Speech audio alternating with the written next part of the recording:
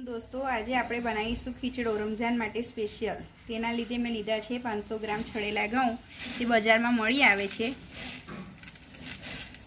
आ 500 ग्राम छड़ेला घऊँ लई लीधा है आपणे। तेना माटे मैं आ दाळो लीधी है। ते तुवेरनी दाळ लीधी है 50 ग्राम, मगनी दाळ 50 ग्राम लीधी है, चणानी दाळ 50 ग्राम लीधी है, मसूरनी दाळ 50 ग्राम लीधी है और अड़दनी दाळ आपणे 100 ग्राम लीधी है।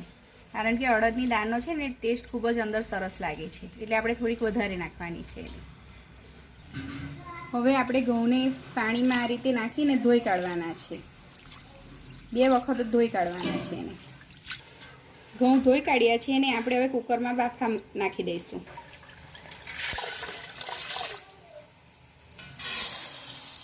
એ રીતે આપણે બધી દાળ બી ધોઈ કાઢવાની છે બે પાણીથી અને પછી એને બી આપણે કુકરમાં નાખી દેવાની છે। આપણે દાળ બી અંદર નાખી દીધી છે। હવે એની અંદર 1 ચમચી મીઠું નાખીશું અને કુકરનું ઢક્કણ બંધ કરી દઈશું। એક વિસલ વાગે એટલે આપણે ગેસ ધીરો કરી દેવાનો છે પછી ધીરા તાપીને અડધા કલાક માટે બફાવા દેવાના છે।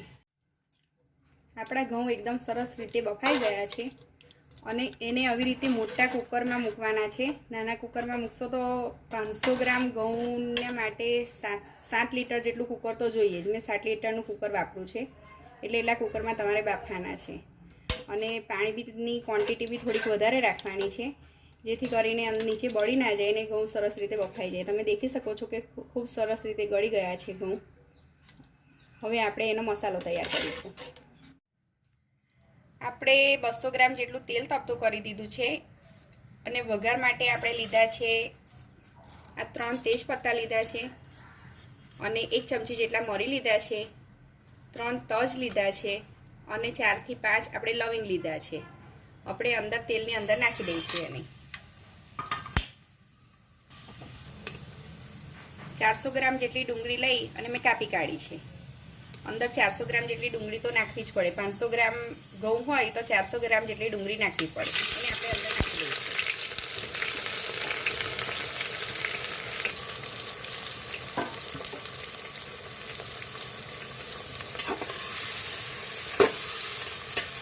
ડુંગળીને આપણે હવે શેકાવા દઈશું।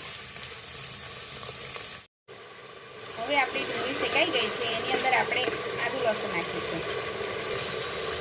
5 ચમચી જેટલું આપણે આદુ લસણ નાખી દઈશું।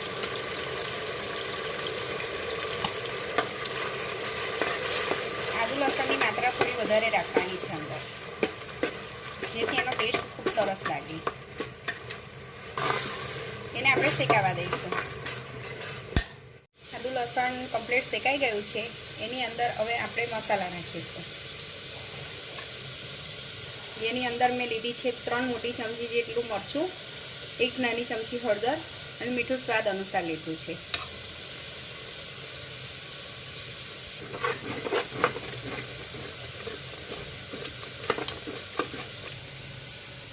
એની અંદર આપણે 700 ગ્રામ જેટલું મટન નાખવાનું છે। તેને મેં ધોઈ કાઢ્યું છે। હવે એને આપણે અંદર નાખી દઈશું।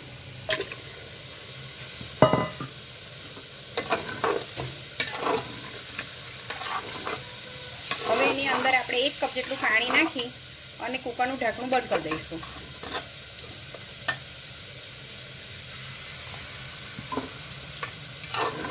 એક સીટી વાગે એટલે પછી ગેસ ધીરો કરી દેવાનો છે। ધીરા તાપે આપણે એને 5 મિનિટ સુધી થવા દેવાનું છે। હવે આપણે કુકરને ખોલી કાઢ્યું છે। એની અંદર આપણે 3 ગ્લાસ જેટલું પાણી 15 મિનિટ સુધી આપણે એને થવા દેવાનું છે।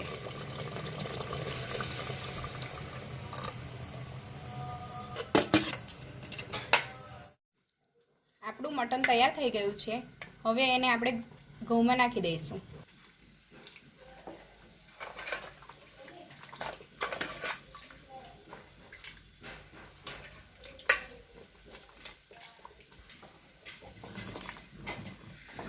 હવે એને આપણે સરસ હલાવી દઈશું અને એને આપણે હવે થવા દેવાનો છે।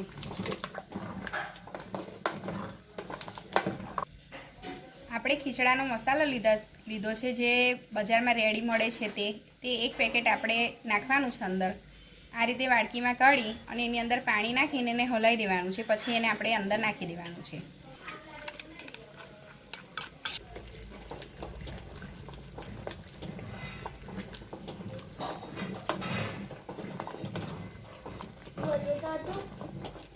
એની અંદર આપણે લીલા મરચાં નાખીશું. 4 નંગ લીલા મરચાં મેં અંદર નાખી દીધા છે.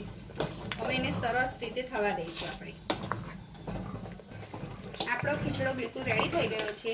હવે એની અંદર આપણે ધાણા પુદીનો નાખીશું.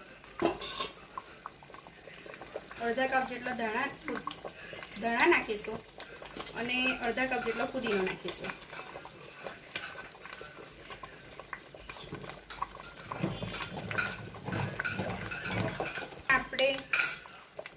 હવે લાસ્ટમાં આપણે પીરસતાનું તેલ નાખવાનું છે. 1 કપ જેટલો આપણે પીરસતો બનાવ્યો તો તેનું તેલ નાખી દેવાનું છે અને પીરસતો બી હવે આપણે નાખી દેવાનો છે. ખૂબ સરસ લાગી રહ્યો છે આપણો ખીચડો. પીરસતાની રેસીપી તમારે દેખવી હોય તો મારી ચેનલ પર તમે જોઈ શકો છો. મેં એ મૂકેલી જ છે પીરસતાની રેસીપી, તો તમે જોઈને બનાવી શકો છો.